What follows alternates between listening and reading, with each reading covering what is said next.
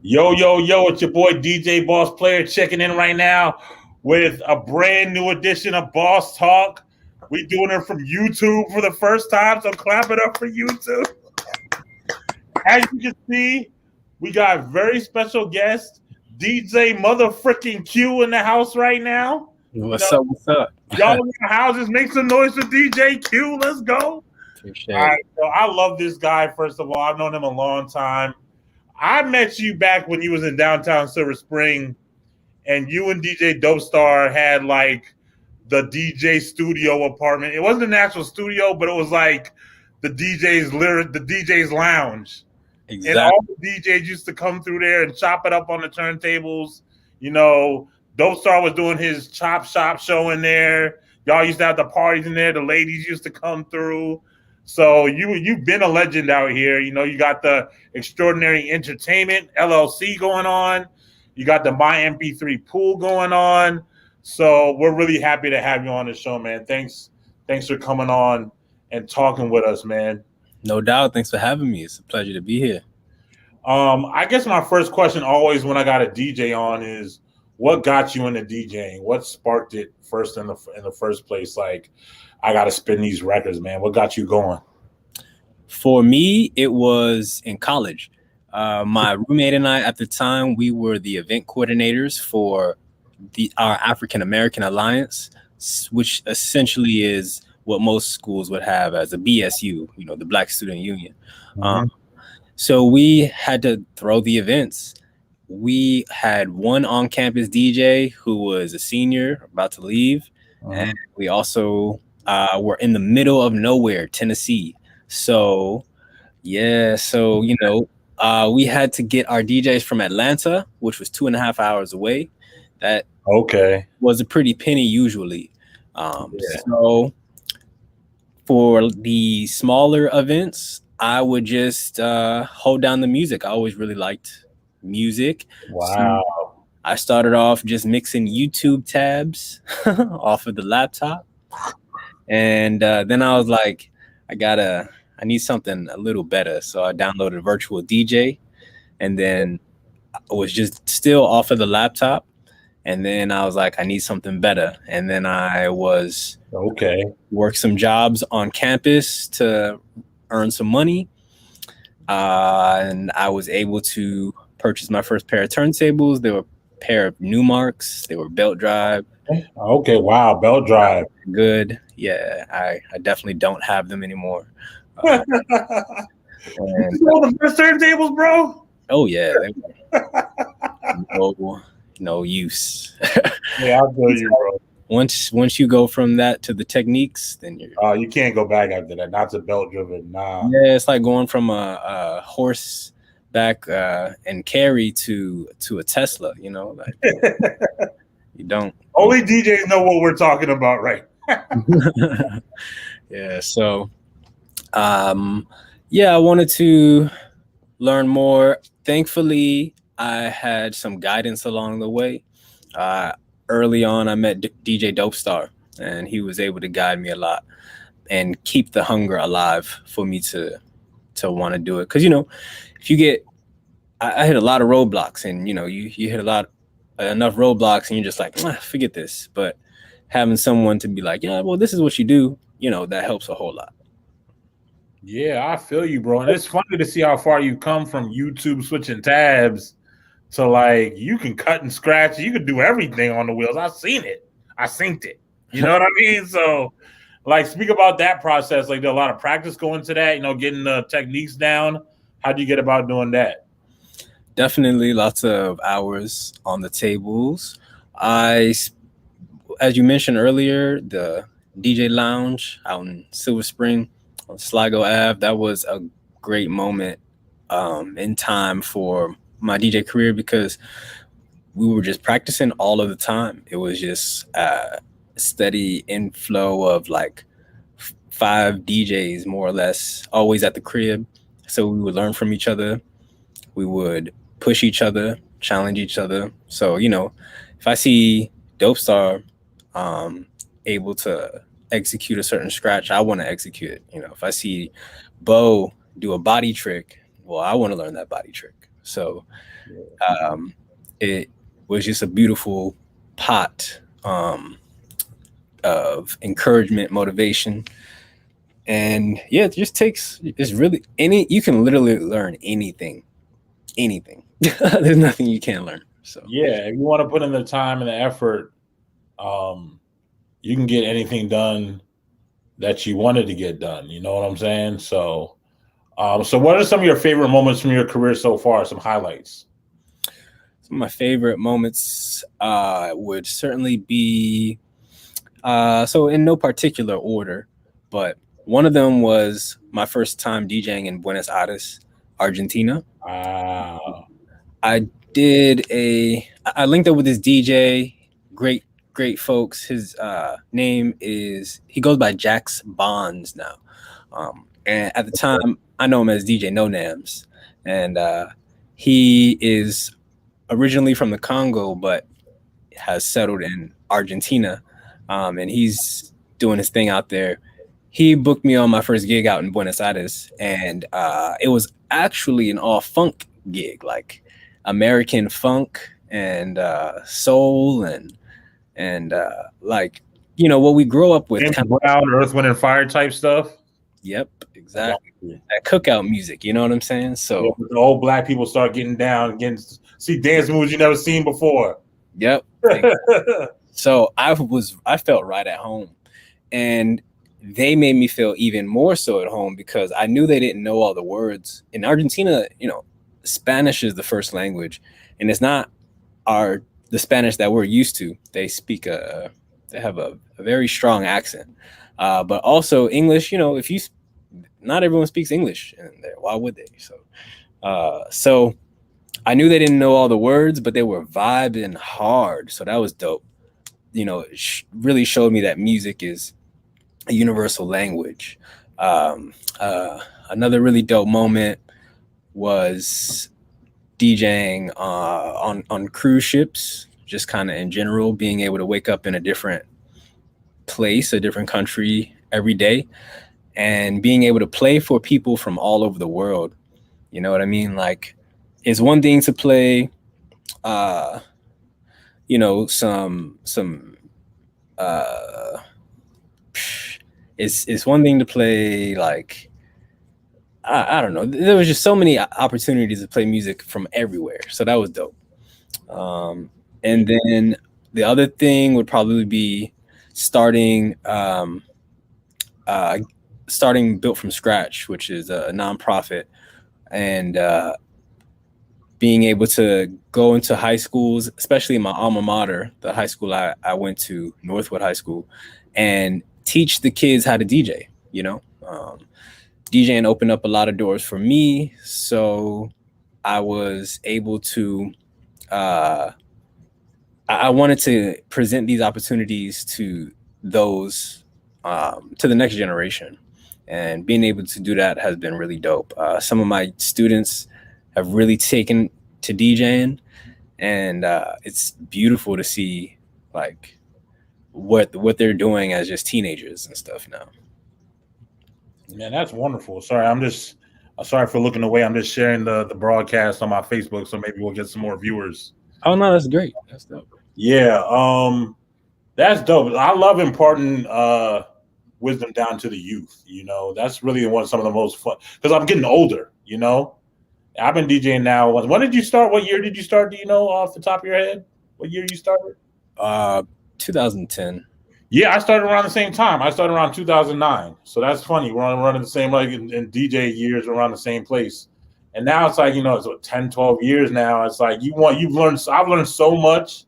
I want to give that to someone else. And I literally just picked up a young DJ. He's 21. I'm going to be managing him and managing him as a producer.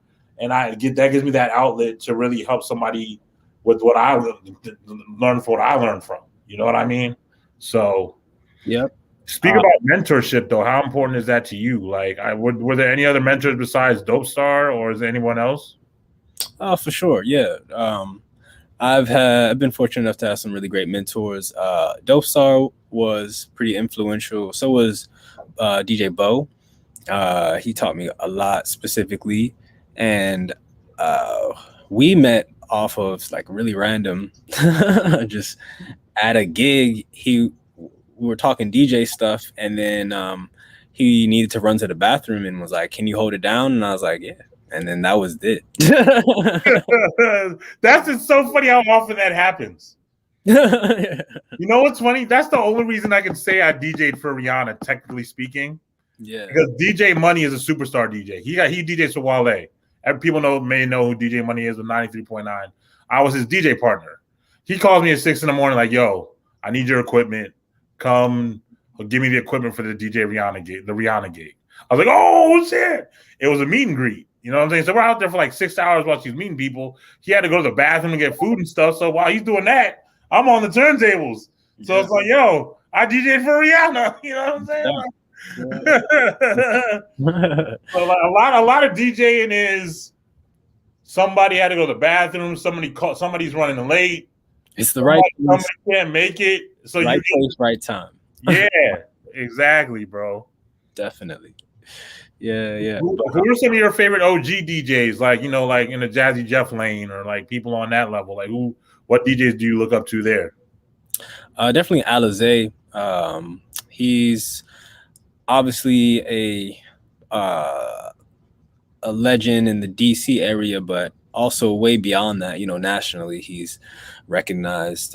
His ear, the way he would blend unconventional sounds, was always inspiring to hear on the radio, and even then outside of that. And then meeting him and having him as like a big homie has been a blessing too.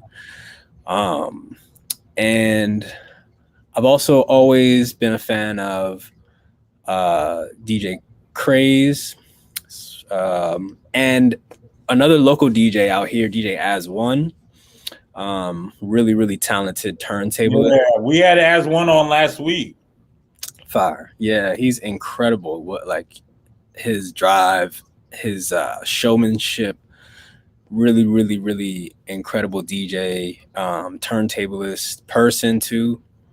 So yeah, there's I look up to those that push the boundaries, that think outside of the box, and that are just really talented turntablists. So yeah, you like the turntablism. I know that about you. Yeah. I mean, it's a lot of fun. I see some of the young kids that are DJs that are into the turntablism, and I can see that it's almost like a video game to them. And that's kind of how I take it now. Like I'm pushing buttons to beat juggle, or to scratch, or to do whatever routine that I'm trying to whip up. Yeah, that's what's up. Like, I'm definitely trying to incorporate more turntablism into what I do. It's really about putting in the work and practicing. Like, I'm more of a mixer and a live event type thing. You know what I'm saying? And on the mic, those are my strengths. But I definitely want to incorporate more turntablism. You know what I'm saying? Because that it just adds a little bit more flair. You know what I mean? Yeah, for sure. It's always good to have a bunch of tools in your toolbox. So I don't always pull out the turntablism. Like, I've been DJing on Twitch for several months, and I didn't really think that Twitch was necessarily the place to do all my turntablism stuff. So it took several months for me to even do any turntablism on there. And when I did, people were like, "Whoa, you could do that?" And I'm like, yeah, I have that tool in the tool shed. Yeah, that's that hard thing to do as a DJ. That's the hard part. Because you had to put in the man hours to get that muscle memory on the scratches and then the cuts. You got to know the techniques. There's things you need to know. I got the basics down. Don't get me wrong. I can even scratch a little bit and beat match on vinyl records with no laptop. You know what I mean? But it would be great to get more advanced in that area. So I respect that a lot. You know what I'm saying? No doubt. Appreciate it. Speak more on that. The Twitch and all that. How is DJing in the pandemic? Like, what's that been like? How's that been for you? How have you adjusted to this crazy ass pandemic life? So it's certainly been really tough for the industry that we're in. I found some ways to pivot into the virtual space. So early on, even in April last year, I was doing some virtual events for middle schools, virtual dances and virtual corporate events. And that has been fortunately able to keep me afloat. I've also been able to DJ to some venues, to some bars and lounges, both in DC and outside of DC, where I live stream and they pick up my stream to their TVs, and I've been able to more or less keep my residency, my in-person residency on U Street in DC. I stream there every weekend, but virtually. I've also been able to live stream to a bar in South Korea.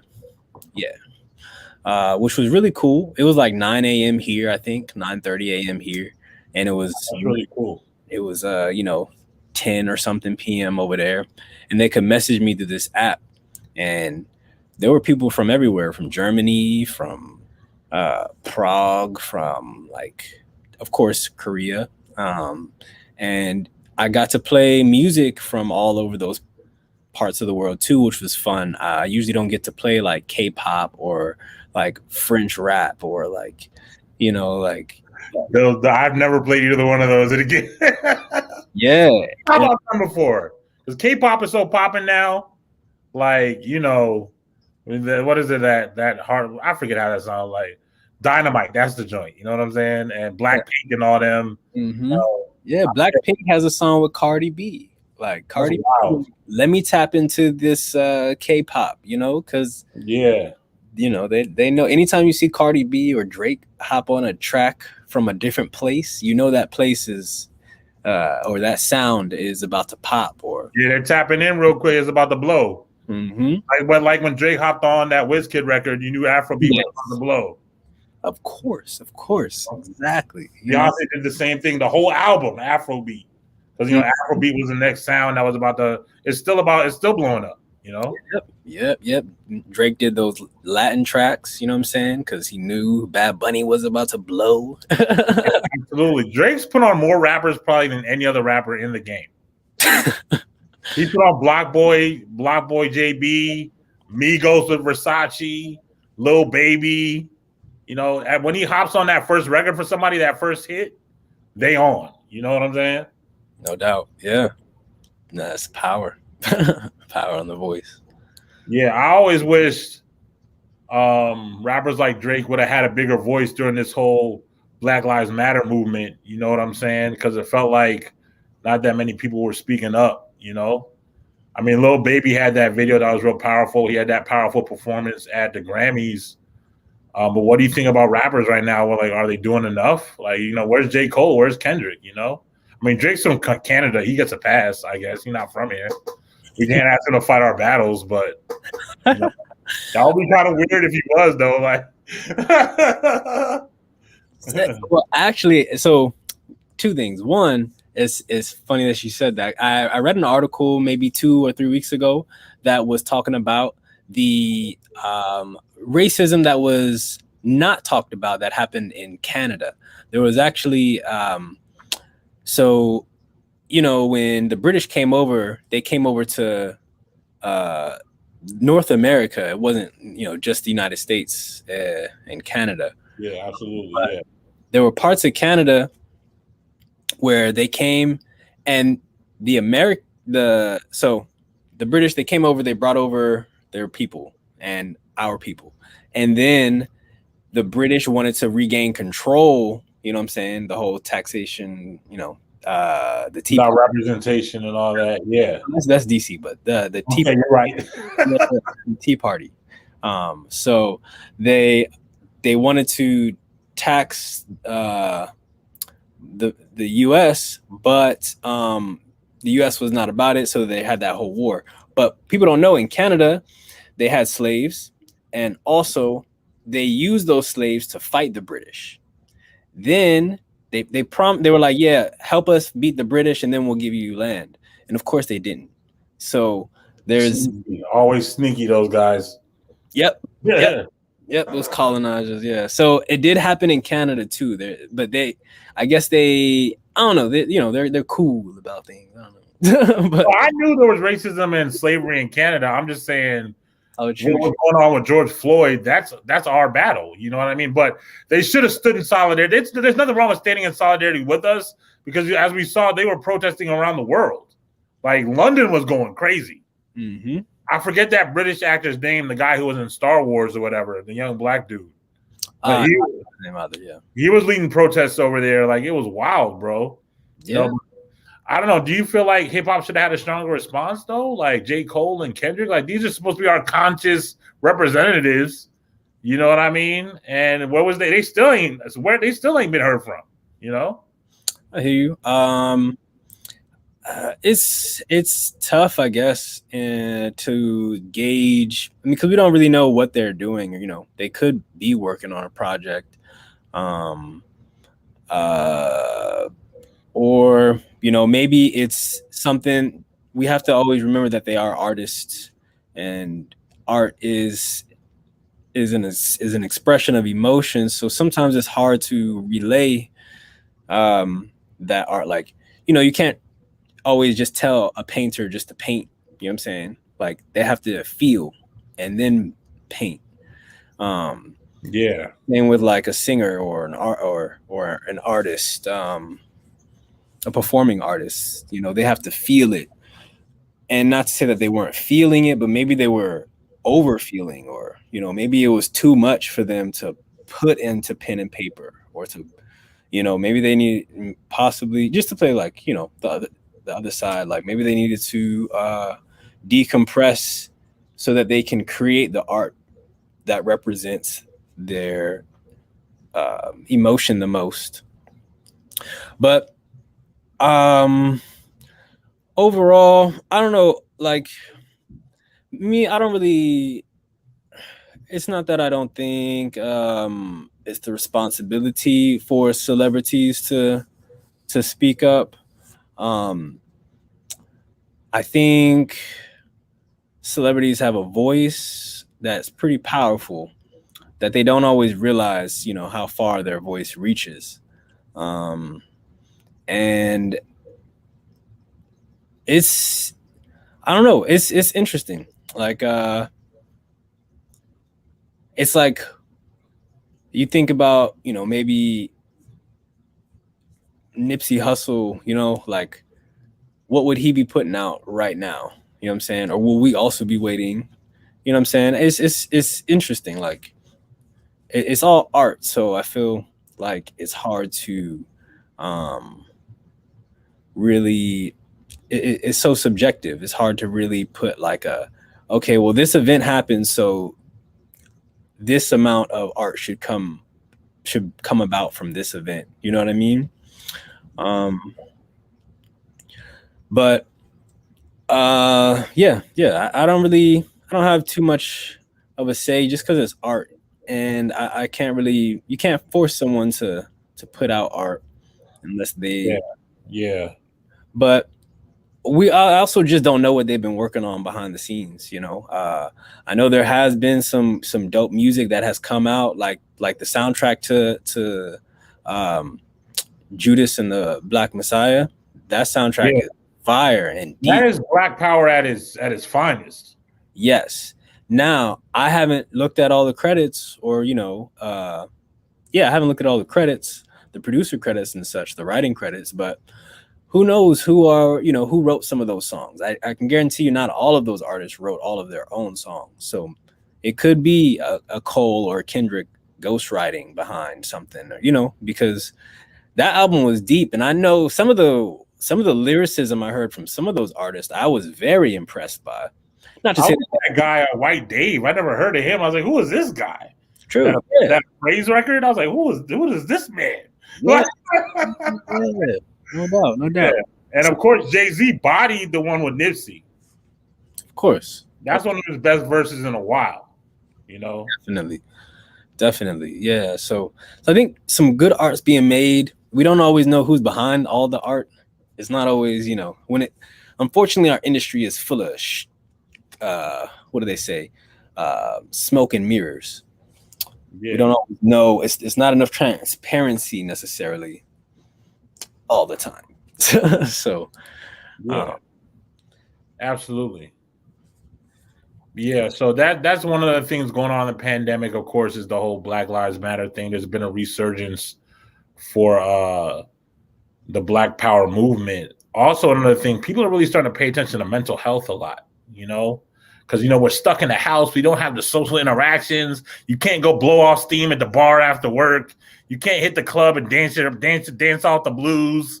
On the weekend, meet some chicks, maybe hook up with somebody new. You can't do any of that type of stuff. You can't even just go to a restaurant with somebody you care about and have a dinner, without fear of getting coronavirus. You know what I mean? So, what have you been doing to shake off the blues? What do you have to say about mental health in this time right now? Yeah, it's certainly something to pay attention to, more so than ever. Mental health is equally as important as your physical health. And a lot of times, if you strengthen your mental health, you'll be able to strengthen your physical health and your well-being. I do a lot of things to try to provide balance. A lot of times we stress out about things that we don't have control about. You know what I'm saying? And one of those big things is the pandemic. We don't have control over, some of these restrictions, some of these rules, but you can always find something that you do have control over. And that could be as simple as just your breath, Exactly. So that can go a long way. And I've been doing some research about various forms of meditation. I do yoga weekly, and now I'm going to be doing some breathing exercise classes with my aunt, who is a professional singer. She would sing all over the world, and so is she famous? I wouldn't say like famous now. She's not like famous here or anything, but she would lead choirs, and her choirs would compete around the world, Europe, Asia, and they would just win over and over and over again. Give her a shout out real quick, dog. I want to say her name. Give her a shout out real quick, dog. Oh yeah, Aunt Shell, my Aunt Shell. She's given me some breathing and vocal lessons. I'm no singer, but it's important. I think I was watching a documentary on Fred Hammond, and something that the person was talking about was his delivery. How when he was trying to get across a message, everyone would pay attention. Everyone was completely captivated by what he had to say. And part of that has to do with control over your voice. You have to have excellent control over your voice to portray the correct tones, to get across the correct mood.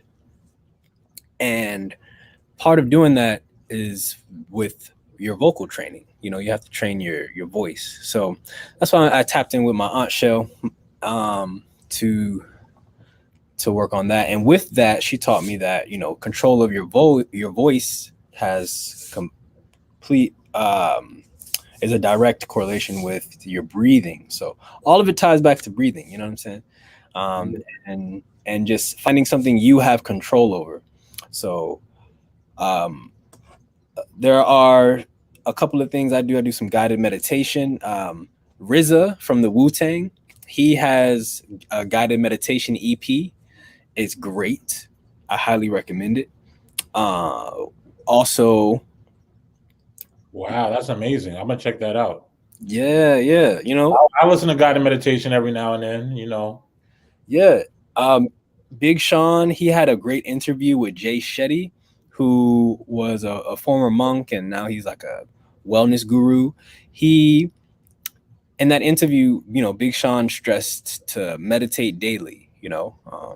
He said, you can essentially manifest and create anything for yourself, but you have to actively engage your mind into thinking that can happen. So with regards to, mental health, definitely there are a lot of free tools out there to help, whether it's free guided meditation, whether it's doing yoga or there's all types of activities on YouTube you can do to try to bring some peace. There are apps, there are video games, there's VR. You can put on a VR headset and transport to like a pond, and you're just sitting on the pond, floating. Now, That's wild. That's a wild one. Yeah, all of that exists. So, whatever works for you, you can find a way to help strengthen your mind and strengthen your mental health. Yeah, once I started working with my artist that I'm working with now, his name is Born I, like a baby being born in the letter I. Like Born Infinite, basically, is what it's short for. He's actually a mindfulness and meditation teacher. He's been published in Buddhist publications. He got asked to speak out in Thailand on meditation, but he also has bars. And he just put out a music video called "In This Moment," which is about his travels through meditation and his struggles in life and how meditation has helped him. And it's already got over like 250,000 views. You know what I mean? But I've learned a lot more about meditation by talking to him. So I totally feel you. Like the meditation is key. I don't see how you get through life without doing it. Even today, I put on Facebook today, I just needed to release. I needed to vent. So I put out one post. I don't really vent on social media like that, but I think I posted so much to carry, not enough arms. You know what I mean? Because I just felt overloaded today. Like there's too much going on. But you know what I did? I turned off the TV. I turned off the music. I did things in silence. I sat on my bed. I breathed. I felt my feet on the ground. You know what I mean? Just let the light come in through the window. Things like that can just automatically get you recentered, and you feel more energized to take on whatever you need to take on. You know what I mean? So don't be like, especially the youth watching this, turn all your shit off. Like turn to the phone. Even if you turn off your phone, you're not going to die if you turn your phone off. Turn off the TV, the music, just sit in silence. How are you going to hear God speak if you're not even quiet? God might be trying to give you all sorts of messages that will change your life, but there's too much noise for you to hear it. Meditation is a way of turning off the noise so you can hear God speak. And he can direct your path and order your steps so you can walk in your purpose. You know what I mean? So I know I learned a lot of that over the years as I started going through my journey with meditation and prayer and everything like that. You know what I'm saying? Yeah. Dope. That's awesome. Yeah, and we have to continue to spread that information, especially to the youth. Unfortunately, it's not something that's taught in our schools yet, but it should be. That should be day one. That should be kindergarten.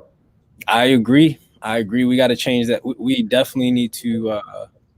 We need to make sure that the following generations have that, because it's too important. And like you said, it's important to disconnect from all of the distractions, and bring yourself back into the present moment.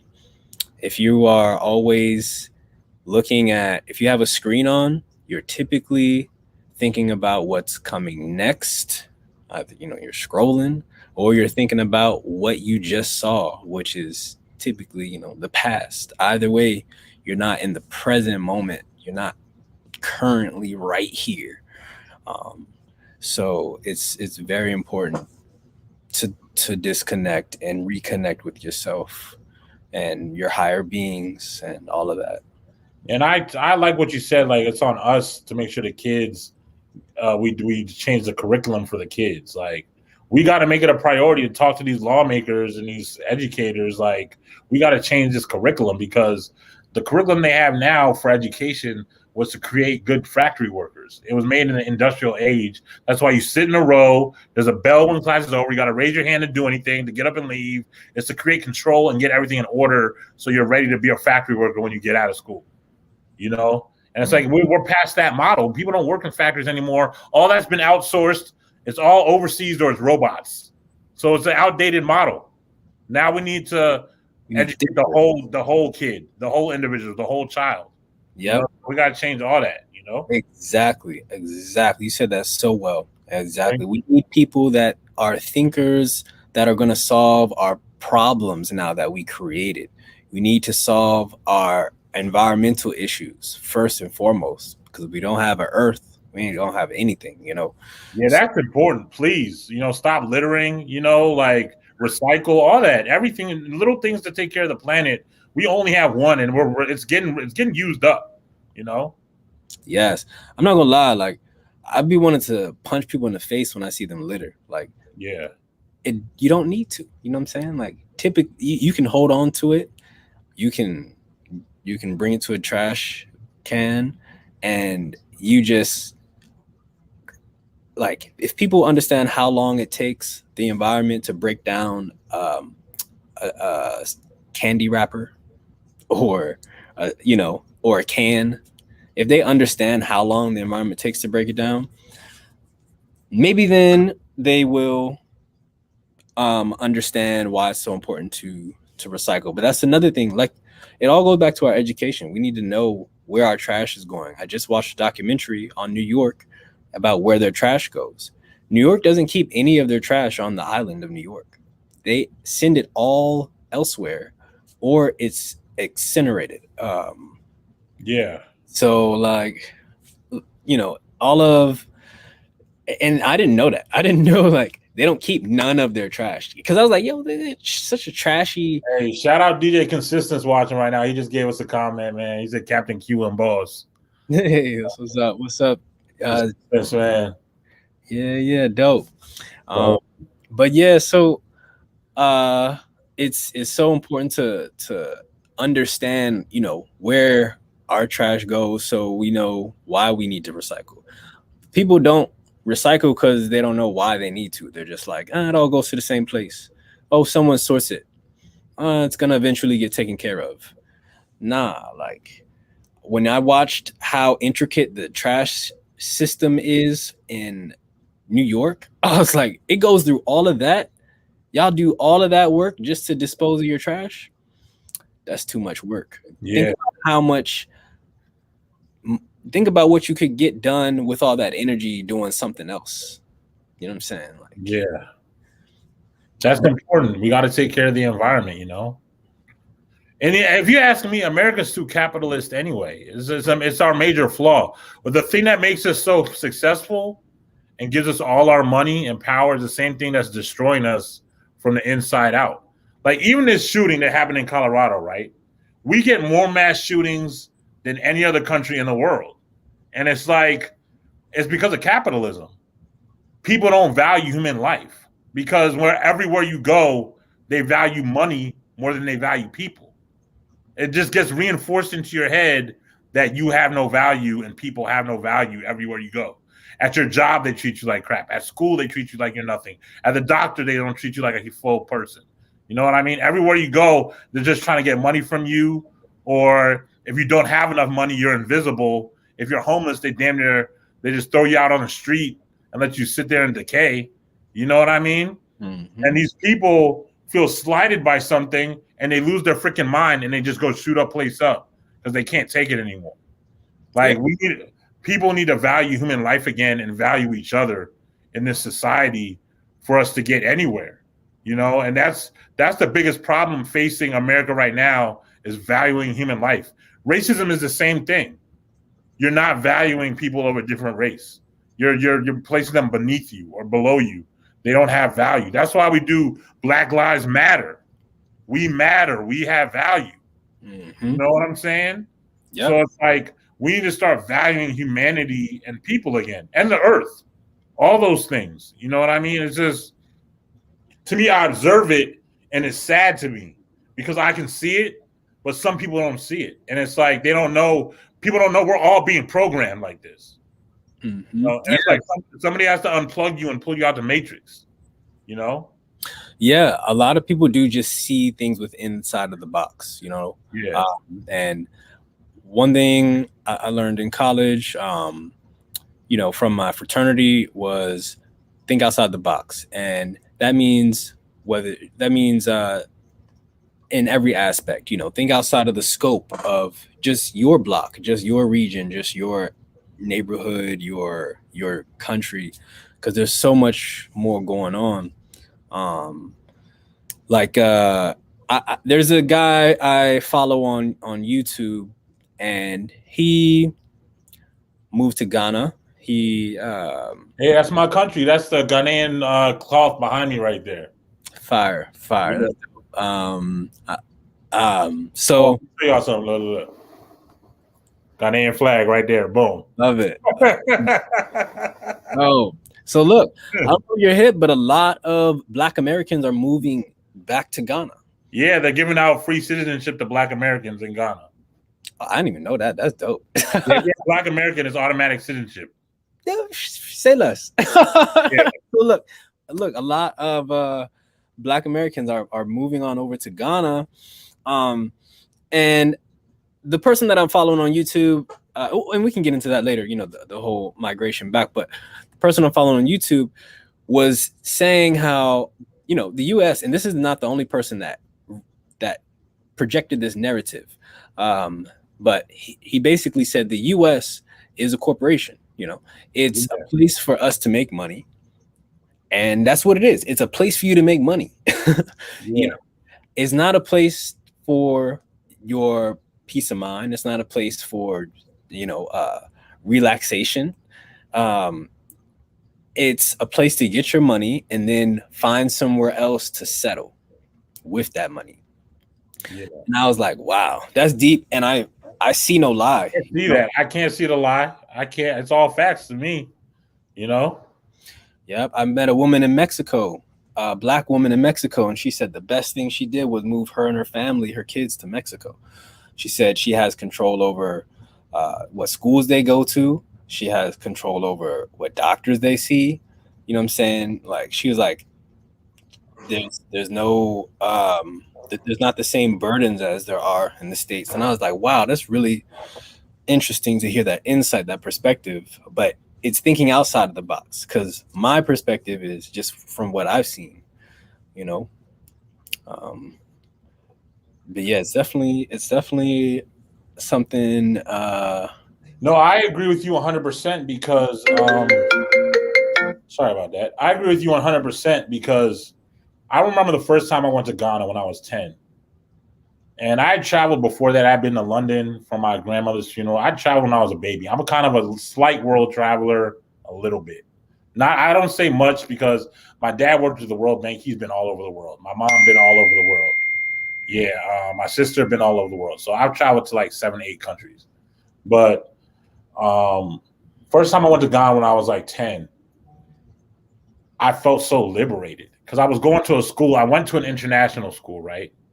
But it was mostly white European kids, like kids whose parents worked at the World Bank and things like that. A couple African kids, maybe some kid from Palestine and an Indian kid.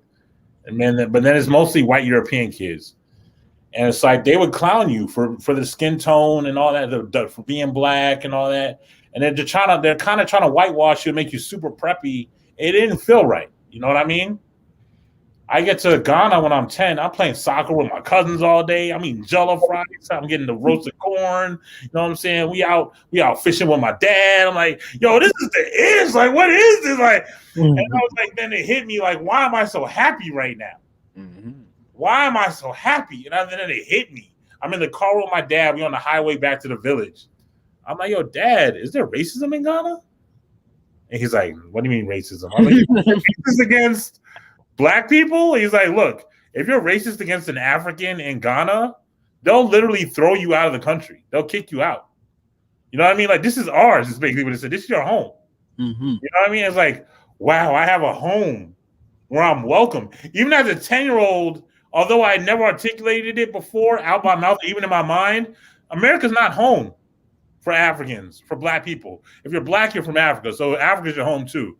And it's like, America's not home, you know? So you got to know the difference, you know? Like when I go to Ghana, there's a sense of peace. I can't find it anywhere else. Dope. You know what I mean? I'll tell anybody, like definitely come back. I say if you're African American, do ancestry.com, find out the highest percentage country you're from, and then go to that country. Just check it out for 2 weeks. Just explore. You know, go on a tour, you know, see some stuff. You know what I mean? You might move there. You don't have to, but at least touch base. Yeah, because America will drive you insane. Literally, people killing themselves. There's more suicides in the US than murders. damn. A lot more. People killing themselves out here because they can't take it. Mm-hmm. And it's not just, it's white people killing themselves too. You know, so. Yeah, no, you're right about that. And I agree. You said that perfectly. You know, find out your roots and go there. You'll feel so good. I have not been to Africa yet. So I have not been to the motherland yet. But even I was traveling in, where was I was in Norway. And so I haven't done ancestry.com. My aunt has on my mom's side and my brother has on my dad's side. So I have like probably like 2/3 of the picture, right? Yeah. But I was in Norway, and Norway did feel surprisingly like calm. You know, there weren't no other Black people there, but I felt at ease.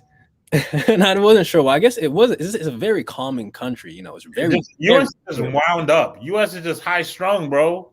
I've been in London a bunch of times, been to France, been to Argentina, Brazil, or Jamaica.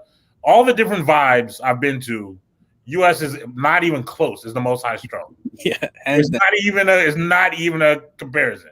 Hands down. No doubt. But so I was in Norway and I was exploring and I went to this place. I took a photo. It had these 3 massive swords, and apparently the story behind that is these were the last 3 Vikings to put their swords in the earth so there would never be war again in Norway. And I was like, oh, dope. And it just felt like good. I took a photo, I posted on Instagram, and my cousin was like, so my mom took one of those DNA tests, and apparently we're part Vikings, so welcome home. Hey, bro, there it is. Yeah, I can do it. I'll throw it up. Well, that's funny, bro. Hey, the Vikings were cool, though. I rock with the Vikings a little bit. They were tough. They were some tough guys. Savage, yeah. You know what I'm saying? Savage life. I think they stayed away. I'm not 100% sure, but I think they stayed away from Africa. You know, they didn't go nowhere in Africa. I don't think so. Yeah, you know, they were all up in Europe and all that area, you know. Yeah, they were like, oh, it's cold here. I guess we just gotta be cold. You know, they weren't like, let's go find us some hot diamonds. They weren't hot gold and diamonds. But yeah, that's funny, man. But yeah, man, you know, traveling is cool, man. You know, everybody should travel. I agree. Actually, so there's a really dope organization. It's called TOCA, TOCA. Stands for Teens of Color Abroad. I was fortunate enough to do one of their fundraising streams on Twitch where I DJed for 2 hours. I actually did a pretty cool set where I connected sounds from Africa to sounds from Brazil. And that's dope. They're a nonprofit, and their whole mission is to help high schoolers have a semester or have some time abroad while they're still in high school. So they help high schoolers get their passports, visas, their travel accommodations, whatever they need so that they can have a smooth transition to exploring the world. And I think it's a really dope organization because I know I've been able to see the world pretty much everywhere but Asia and Africa. And I know that my perspective and my mind has grown exponentially from my travels. And I know if I was able to if I was exposed to these things earlier, then who knows where, my mind would be now. You know what I'm saying? Just because you get to see different ways of thinking, different ways of life, you might find a way that might be more practical than the way you're doing things right now, but you won't know until you see it. So yeah, shout out Toka for their efforts getting students to see the world. I was able to help raise over $300 during my 2 hours, and it felt really good. that's dope, man. Yeah. I mean, my next place I want to go is Mexico, I think, because I haven't touched on Central America yet, and then I think I want to do Japan, Tokyo. Dope. Yeah. So I would love to go to Tokyo. They're far ahead of our time. They're in like 2050. I just want to hit the jet ski in Mexico one time. You know what I'm saying? Then do my DJ Khaled thing. I hear you. That is pretty fun. Definitely. I'm guilty of doing that one time myself. Yeah, it's a good time.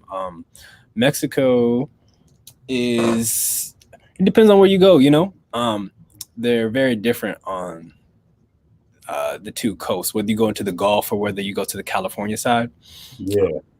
But my first time outside of the country was in Mexico. And quick story. So first time outside of the country was to Mexico. I was hanging out at this resort with my friend, and the resort had a sister resort. We took the shuttle to the sister resort, and I was hanging out outside. I noticed on the water there was a cruise ship. I took a photo of the cruise ship. I was like, oh, this is cool. It would be real cool to work on a cruise ship. Or I was like, it must be cool to work on a cruise ship. This was, I think, in 2011, maybe 2012. Yeah. Then, fast forward, I ended up getting the opportunity to work on a cruise ship. And I had an offer from one company. It didn't sit right with me, so I turned it down. I had an offer from another company. It made sense at the time until I saw the offer from the third company, which was the best offer. So I took that offer. Uh-huh. And that was for Princess. And I later I got one of those Facebook memory photos, like, hey, this is what happened 10 years ago, right? And I looked at the photo, and it happened to be that photo I took in my first time outside of the country in Mexico. And it was a photo of a cruise ship that was a Princess cruise ship. Wow. Yeah. So that's manifestation right there. That's real. That's a real thing. That's not an accident. That's not a coincidence. 100%. And I think it was a ship that I ended up later DJing on, because I did do that run from out of LA to Cabo and the Mexican Riviera. So like, I think I ended up being on that same ship that I saw, which was really dope, and it's something I thought about a lot, DJing on a cruise ship, seeing the world. And like you said, it came to fruition, like it came to life. Hey, that's wonderful, man. I'm really happy for you that you manifested that, bro. That's dope. Before we get out of here, we got a few minutes left. We got to talk about music. What do you think about the state of hip hop right now? Is it healthy? Is it bad? Do we need improvement? Like, what's going on with hip hop right now? I think it's on the come up. I think we have some real talented artists, especially from the DMV, to be honest. But all over, we have some good artists that are putting out really quality content. I mean, some of the younger cats like Matt McGee, I'm a big fan of. Ari Lennon. Well, I guess that's more R&B, but there's definitely some artists. NF. I'm not sure if you're familiar with NF. No. So NF, you should check him out. He is he's like Eminem 2.0. Whoa, that's saying something. I can say that with a straight face. Wow, is he a white boy? Yes. That's crazy. And what's really cool is he doesn't curse at all. He doesn't curse in any of his songs. And he's from the DMV? No. He's from Detroit. I was about to say, so Eminem must be putting them on then, right? Nope. They had a little bit of a head but I think overall they'll be all right. But they definitely there's only because again they're both from the same place. They're both white boys that can spit and tell a story. How is Detroit making all these white boy spitters, man? There must be something going on over there. Something in the water, man. Well, literally there was. And for sure, yeah. So you know what I'm saying? They still haven't fixed that, by the way. Unfortunately, yeah. There's a lot of problems that we need to be. So now that we have I guess, control over the various branches of our government, we got to put the pressure on them to do the right things. And yeah, but as far as the state of hip hop is, I think it's doing well. I think it's growing. I was kind of worried for a little bit that it was all really slow, sad music coming out, and I wasn't a big fan of that. Yeah, that was definitely happening for a while. Like there's no party music coming out in terms of hit records. Yeah, like all the playlists that were being put out was all just like lean music or something to drink lean to it or something like that, or it takes Xanax to it. Yep. Not a fan of that.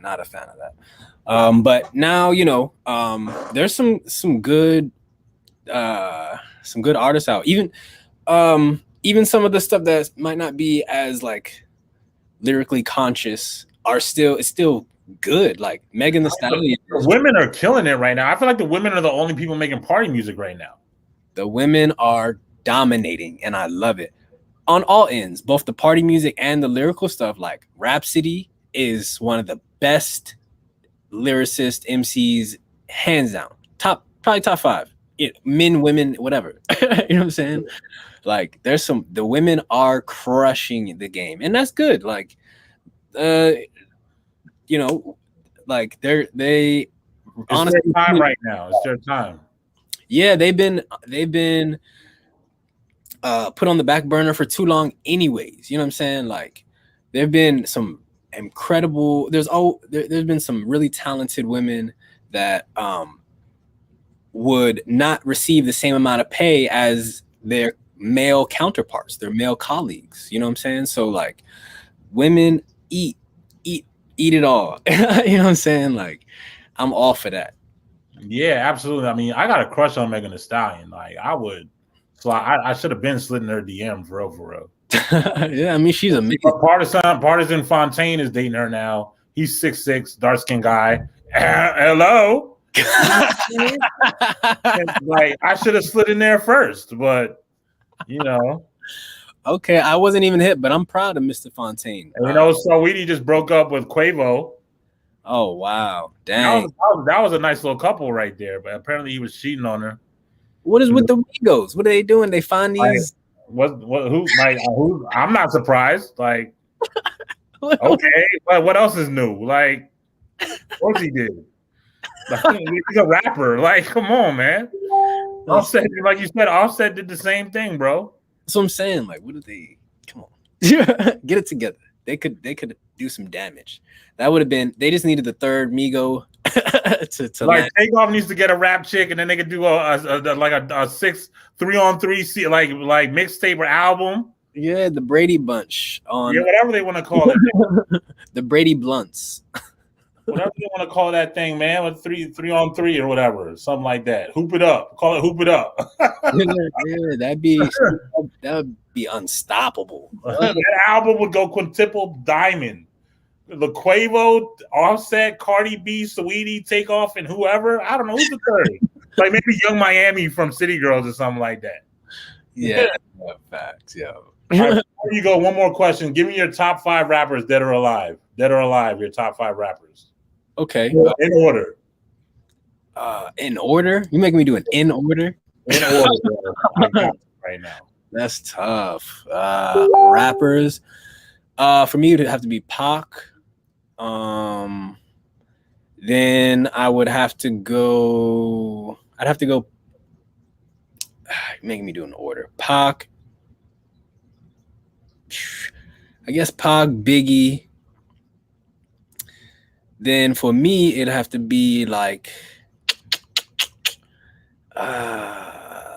J. Cole. Ooh. Yep. Then Ludacris. Ooh. We getting controversial. And then 3 Stacks. Oh, no Jay, no Nas, no nothing.